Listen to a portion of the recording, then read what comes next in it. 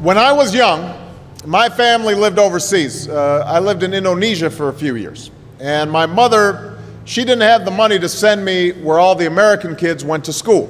But she thought it was important for me to keep up with an American education. So she decided to teach me extra lessons herself, Monday through Friday. But because she had to go to work, the only time she could do it was at 4:30 in the morning. But whenever I'd complain, my mother would just give me one of those looks and she'd say, "This is no picnic for me either, Buster." So I know that some of you are still adjusting to being back at school, but I'm here today because I have something important to discuss with you.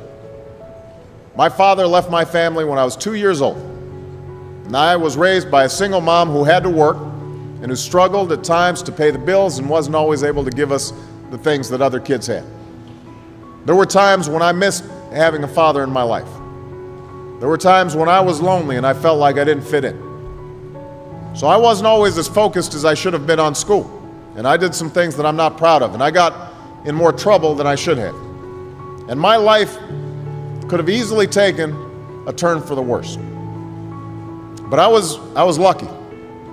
I got a lot of second chances. And I had the opportunity to go to college and law school and follow my dreams. My wife, our First Lady, Michelle Obama, she has a similar story. Neither of her parents had gone to college, and they didn't have a lot of money. But they worked hard, and she worked hard so that she could go to the best schools in this country. Some of you might not have those advantages. Maybe you don't have adults in your life who give you the support that you need. Maybe someone in your family has lost their job, and there's not enough money to go around. Maybe you live in a neighborhood where you don't feel safe, or have friends who are pressuring you to do things you know aren't right. Maybe you could be a great writer, maybe even good enough to write a book or articles in a newspaper, but you might not know it until you write that English paper, that English class paper that's assigned to you. Maybe you could be an innovator or an inventor, maybe even good enough to come up with the next iPhone or the new medicine or vaccine, but you might not know it until you do your project for your science class. Maybe you could be a mayor or a senator or a Supreme Court justice, but you might not know that until you join student government or the debate team. And no matter what you want to do with your life, I guarantee that you'll need an education to do it. You want to be a doctor or a teacher or a police officer? You want to be a nurse or an architect, a lawyer or a member of our military? You're going to need a good education for every single one of those careers. You cannot drop out of school and just drop into a good job. You've got to train for it and work for it and learn for it. And this isn't just important for your own life and your own future. What you make of your education will decide nothing less than the future of this country. The future of America depends on you. What you're learning in school today will determine whether we as a nation can meet our greatest challenges in the future.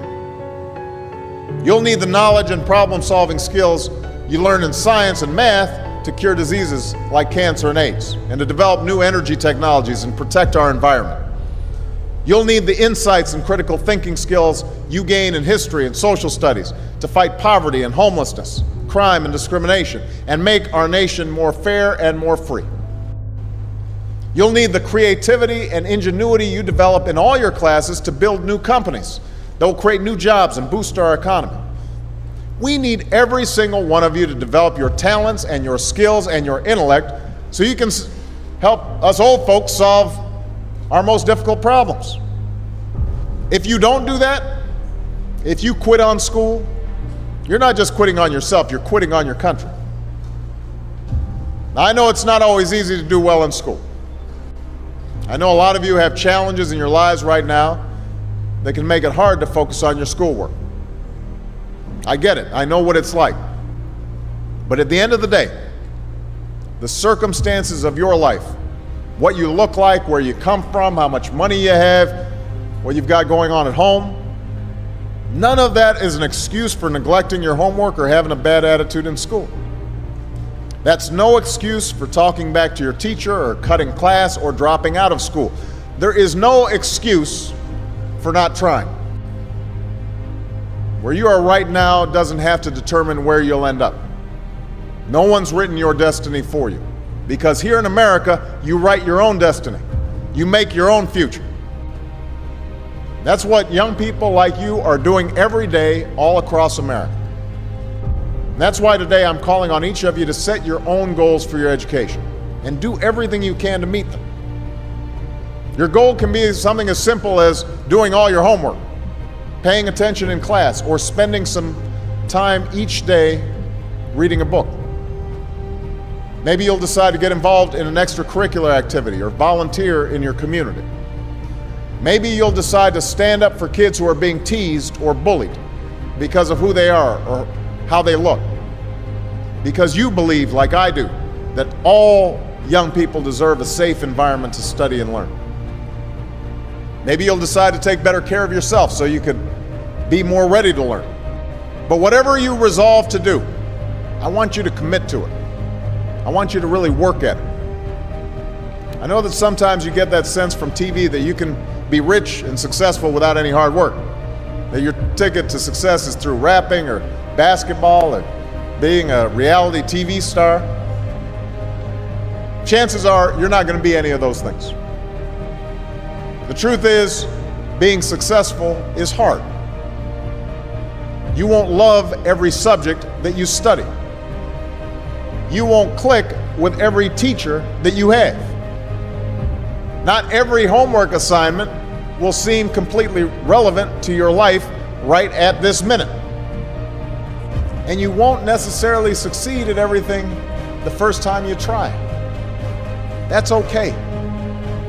Some of the most successful people in the world are the ones who've had the most failures. J.K. Rowling, who wrote Harry Potter. Her first Harry Potter book was rejected 12 times before it was finally published. Michael Jordan was cut from his high school basketball team.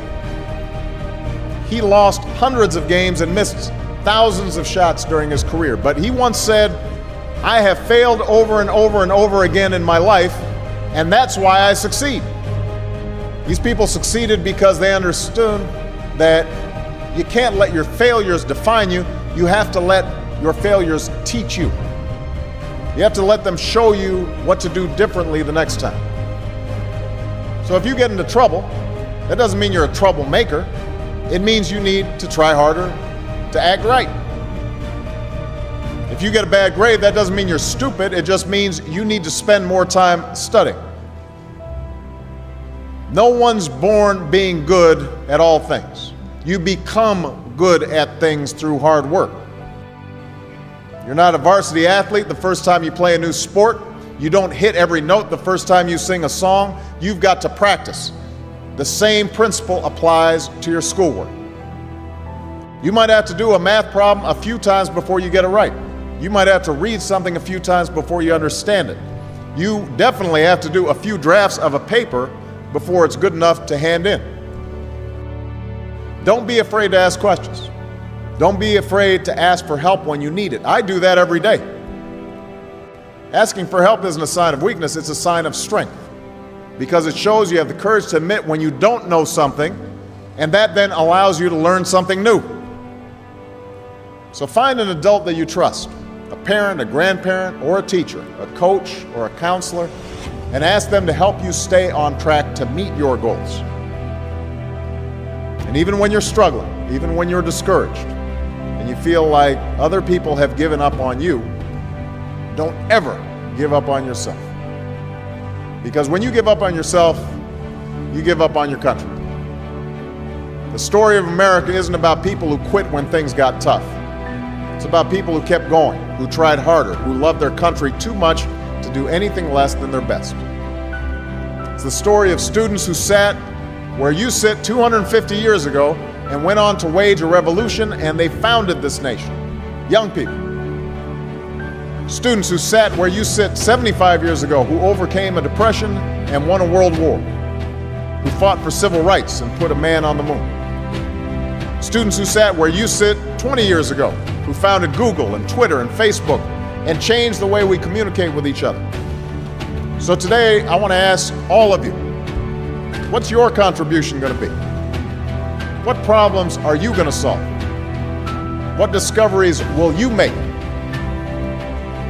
What will a president who comes here in 20 or 50 or 100 years say about what all of you did for this country?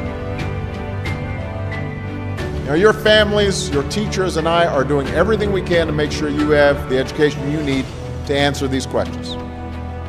I'm working hard to fix up your classrooms and get you the books and the equipment and the computers you need to learn. But you've got to do your part too. So I expect all of you to get serious this year. I expect you to put your best effort into everything you do. I expect great things from each of you. So don't let us down. Don't let your family down or your country down. Most of all, don't let yourself down. Make us all proud.